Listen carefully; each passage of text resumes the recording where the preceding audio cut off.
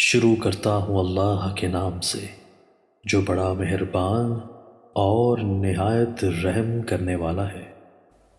حضرت ابو مسعود رضی اللہ تعالیٰ عنہ بیان کرتے ہیں، رسول اللہ صلی اللہ علیہ وآلہ وسلم نے فرمایا، لوگوں کی امامت وہ شخص کرائے جو ان میں سے کتاب اللہ کو زیادہ پڑھنے، جاننے، سمجھنے والا ہو۔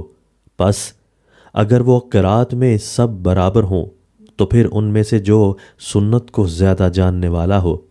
اگر وہ سنت میں برابر ہوں تو پھر ان میں سے جس نے ہجرت پہلے کی ہو، اور اگر وہ ہجرت کرنے میں برابر ہوں تو پھر ان میں سے جو عمر میں بڑا ہو۔ اور کوئی شخص کسی کی جگہ بلا اجازت امامت کرائے نہ بلا اجازت اس کے گھر میں اس کی عزت کی جگہ بیٹھے۔ مسلم اور مسلم ہی کی روایت میں ہے، کوئی آدمی کسی آدمی کی اس کے گھر میں امامت نہ کرائے۔ حضرت معاذ بن جبل رضی اللہ تعالیٰ عنہ بیان کرتے ہیں، رسول اللہ صلی اللہ علیہ وآلہ وسلم نے فرمایا، جو مسلمان اللہ کا ذکر کرتے ہوئے باوضو سو جائے اور پھر وہ رات کے کسی وقت بیدار ہو کر اللہ سے کسی خیر و بھلائی کا سوال کرے تو اللہ وہی خیر اسے عطا فرما دیتا ہے۔